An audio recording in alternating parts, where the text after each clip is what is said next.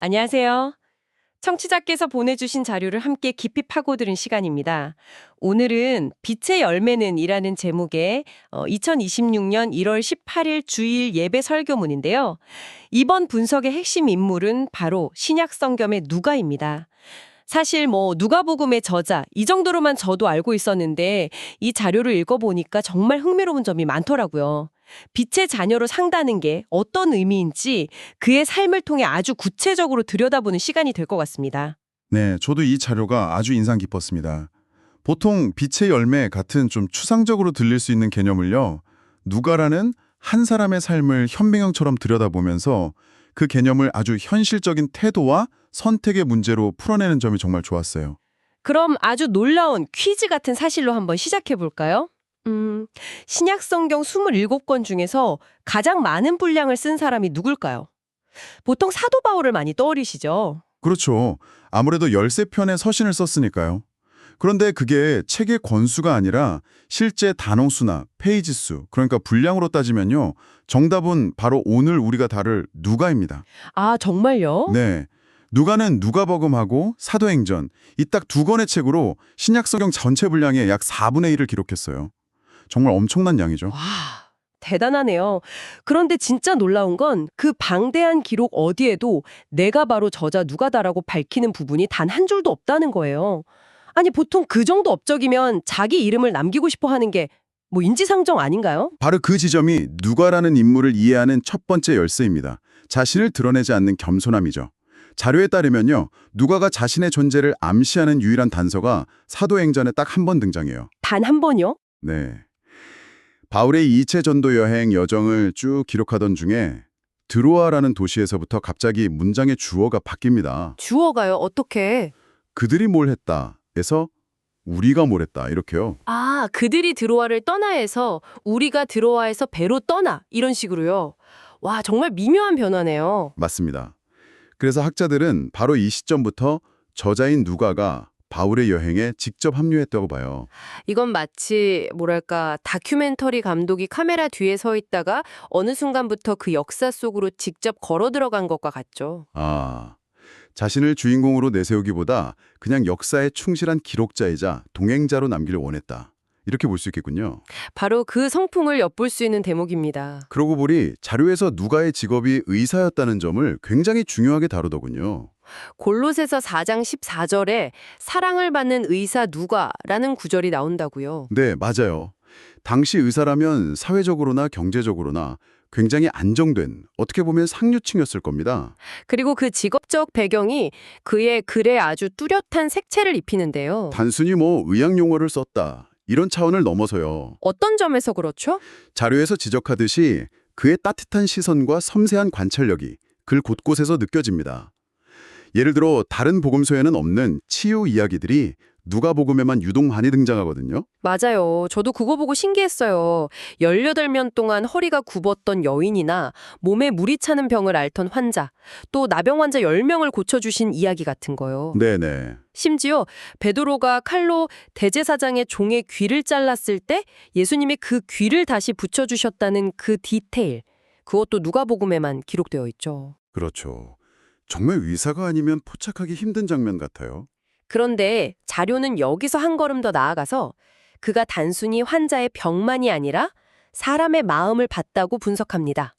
이게 정말 흥미로운 부분인데요. 사람의 마음이요. 네. 예를 들어 회당장 야이로의 딸이 죽었다가 살아난 이야기는 다른 복음서에도 다 나오잖아요. 네, 나오죠.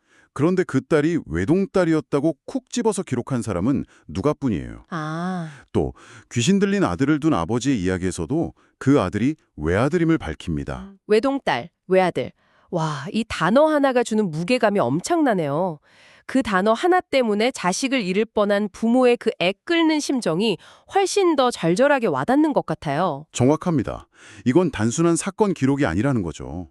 그 안에 담긴 사람의 고통을 깊이 공감하고 있다는 증거처럼 느껴져요. 이게 바로 의사로서 수많은 환자들의 고통을 마주하며 길러진 공감 능력이겠군요. 네. 그리고 이런 공감 능력은 그의 또 다른 정체성하고도 깊이 연결됩니다.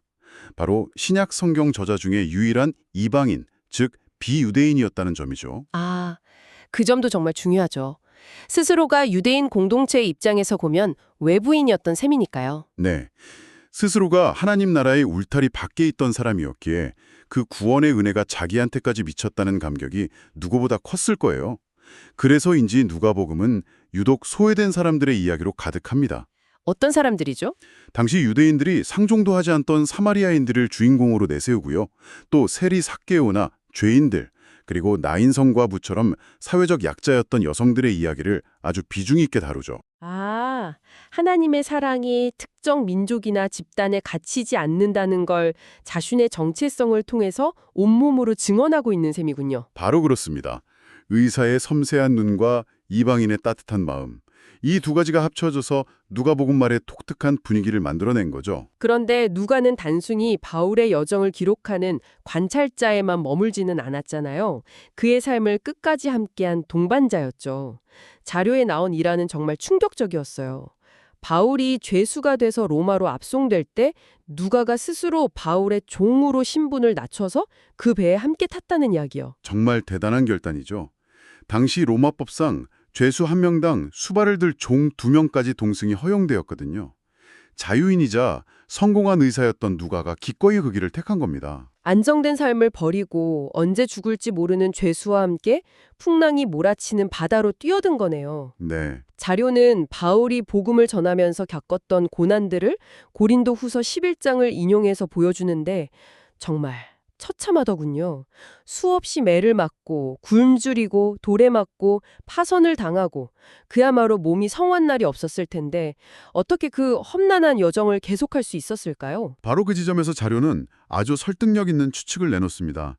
바울 여태 주치의인 의사 누가가 항상 함께 있었기 때문이라는 거죠. 아, 누가는 바울의 영적인 동역자였을 뿐만 아니라 그의 육신이 무너지지 않도록 돌보는 건강관리자이자 주치의였던 겁니다. 바울이라는 위대한 사도가 그의 소명을 끝까지 완수할 수 있도록 보이지 않는 곳에서 가장 결정적인 역할을 한 사람이 바로 누가였을 가능성이 높다는 거네요. 그렇습니다. 그리고 그 동행의 종점은 바울의 마지막 순간에 이르죠. 순교를 앞두고 차가운 로마 감옥에 홀로 갇혔을 때 바울이 영적인 아들 디모데에게 보낸 마지막 편지에 이런 구절이 나옵니다. 화려했던 시절에는 주변에 사람이 많았겠죠. 하지만 가장 어둡고 외로운 마지막 순간, 모두가 자기 살 길을 찾아 떠나갔을 때 그의 곁을 묵묵히 지킨 단 한 사람, 그 사람이 바로 누가였습니다. 자료에서 인용한 시작보다 끝이 훨씬 더 중요하다는 말이 누가의 삶을 정확히 요약해 주는 것 같아요.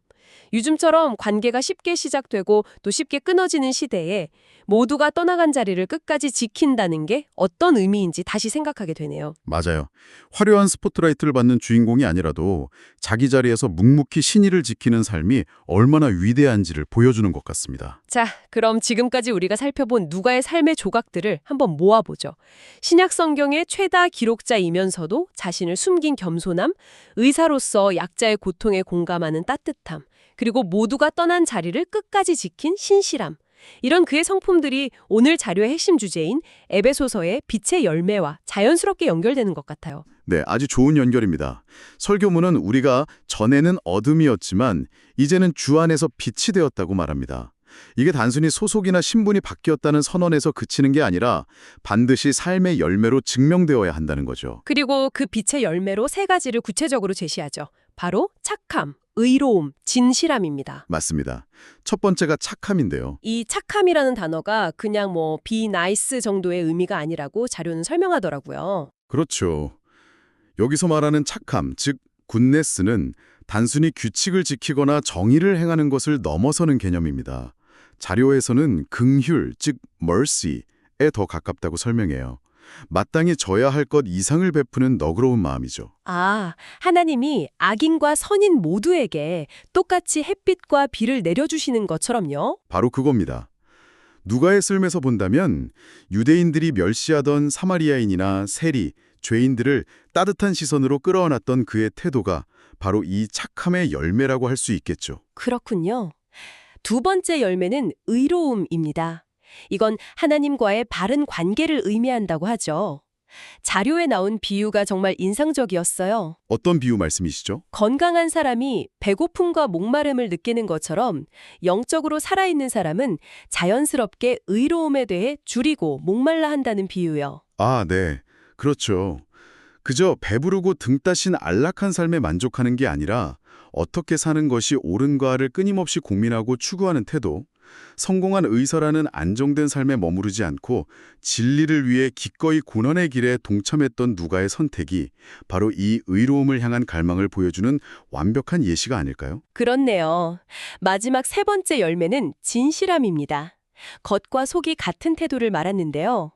이 진실함을 설명하기 위해 소개된 영어 단어 신세러의 어원 이야기가 정말 재미있었어요. 아, 그 밀랍 이야기요? 네, 밀랍, 웩스가 없다는 라틴어에서 유래했다고요. 네, 저도 그거 보고 아주 무릎을 쳤습니다. 고대 로마 시대에 부도덕한 도자기 상인들이 금이 가거나 이가 빠진 상품을 값싼 밀랍으로 교묘하게 떼워서 팔았다고 해요. 겉으로 보기엔 멀쩡하게요. 그렇죠.